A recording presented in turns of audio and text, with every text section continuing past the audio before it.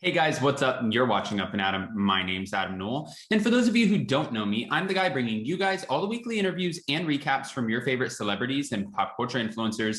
Now, today is no different. Of course, guys, we're back to talk about Sutton Stracke slamming Lisa Rinna in her obnoxious and rude behavior. But before we do, you know how this works. If you haven't already, go ahead, smash that like button, subscribe to my channel, and hit that notification bell because, well, you don't want to miss anything we have coming up. Now, with that, let's jump right in. It's time for all your binge-worthy pop culture news. Welcome to Up and Adam. All right, guys, so we saw the dinner party from hell part 2, and honestly, I have to say, if you missed my live with Zach Peter, I didn't even know why it was called the dinner party from hell part 2, because I was like, this is the first episode we're even getting to see the dinner party from hell. So what are you guys actually talking about? Well, he made it very clear that they were referencing the original dinner party at Camille's house where they had the psychic over, the medium, whatever she was, telling Kyle Richards that her husband will never emotionally fulfill her as she's hitting the cigarette. That was the dinner party from hell part 1. Now I understand where they were going with this. Well, at this dinner party, this was the breaking point that we've all been waiting to see as per the trailer, where Erica Girardi looks over to Sutton and pretty much tells her, shut the up. Now, we all know I've been waiting to cover this scene and we've covered it, but the point is we haven't covered the Real Housewives of Beverly Hills after show. This is these are the moments, the organic moments that we get where the women really clarify what they were feeling and thinking in that moment. And that's exactly what Sutton did. Now, at this dinner party, Garcelle felt like Sutton was kind of being singled out for her beliefs and her ideas as to what's really going on with Erica. But for Sutton, she had a couple other things on her mind that I think weighed a little bit more heavy. And one of those things was this obnoxious game. This game where Lisa Rinna was ringing the bell. Oh my God, there's a bell! There's a bell! And it was obnoxious. That's not how you, I would say, compose yourself, especially at a Hilton residence. And I'm not talking about the Hilton residence like you're checking in for a $300 a night room. I'm talking about Kathy Hilton's mansion herself.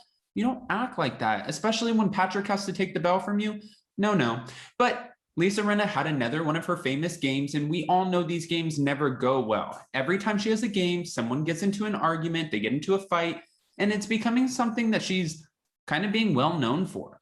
Well, for this game, she wants to pass around the bell and say anyone who has something to say or their truth or whatever, then go ahead and say it. If you have to confront somebody, if you want to confront somebody or get something off your chest, go ahead and do it. Well, as she has the bell, she's ringing it in Sutton's face, and that's part of the reason that Sutton feels like she's obnoxious and rude. But again, I don't want to put words into anyone's mouth. This is what Sutton said. I knew that I was going to be the front runner for the Erica discussion, but also I felt like Erica and I were cool. She's not going to come for me. It's going to be calm.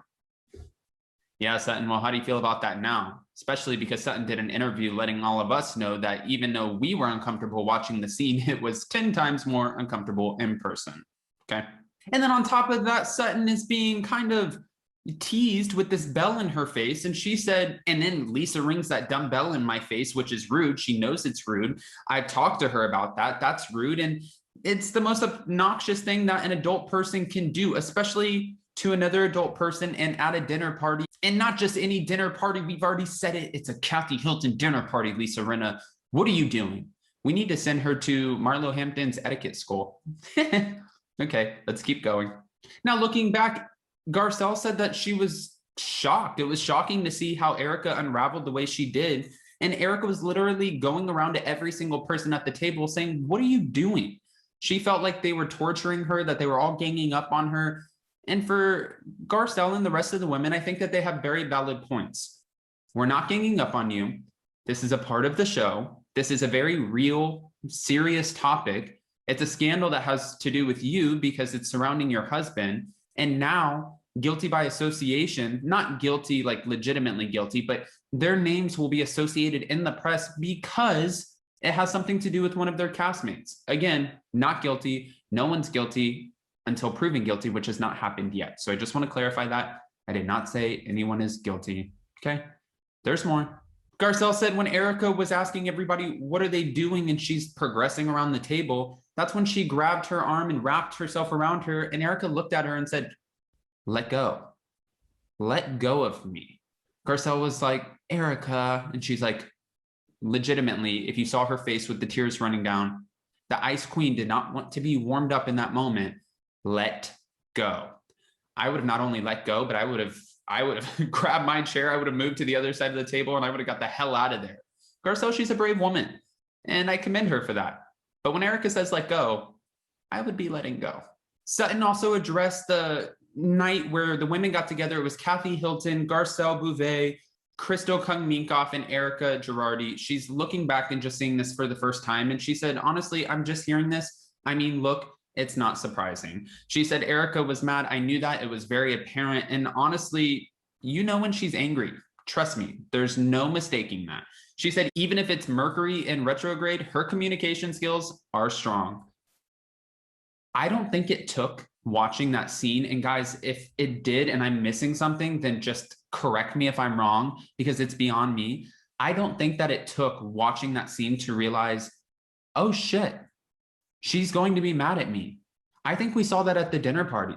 I think you would have known that after you went to Dorit's house and you brought a list of facts. Not saying Sutton's wrong at all, but you should obviously know she's going to be mad at you. She's going to be upset because you're kind of the one who's driving this train right off the cliff, this bus right off the hill, this car right off of the Pasadena neighborhood hill.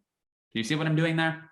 That's what you're doing, Sutton, because you're leading the pack and just creating this kind of idea or question as to whether or not Erica knows more than she's leading on. So yes, obviously my whole point is she's going to be pissed off at you, Sutton. This isn't, you're working for that diamond. We see you, you're chipping away. You're making sure that you keep it. You're super gluing it to your hand and you're like, I got it full time. I don't want to lose it. And we see it, we appreciate it. Okay, so let's just leave it at that. Garcelle didn't necessarily believe that the treatment that Sutton was receiving was fair. And she said it didn't warrant all of this. I think we were all curious people and we were all talking about something. So it shouldn't have all had, or the weight of all of the blame should not have sat in Sutton's lap. Dorit did kind of finally speak up a little bit, just checking Erica, letting her know, when you're saying that this doesn't affect us, well, it actually does. And we've been waiting for that moment for quite some time because Dorit kind of seemed like she was a spineless jellyfish with a hidden agenda. I got that from the Lizzie McGuire movie, guys. Just a little bit of a throwback for you. But no, finally she stood up and she said something. So it wasn't really leaving Sutton as the only person at the table. And even Kathy Hilton said, put yourself in Sutton's shoes for a minute. And she clarified that she said that. Everyone was wondering, did you say put yourself in someone's shoes or Sutton's shoes? I believe she reposted and it was Sutton's shoes. Thank God for Kathy Hilton. We all appreciate her. We love her on the show. And the fact that she just went clip to Dorit in this episode, we were all here for it. Guys, I want to know what your favorite part of the episode was and how do you feel about Sutton slamming Lisa Rinna as obnoxious and rude, especially with that damn bell? Is she wrong or does she have every reason to do so? And what do you think about Lisa Rinna's games? Is there a motive here? I think she's very good at her job. I'm going to leave it at that, but I'm not going to give you all of my opinions.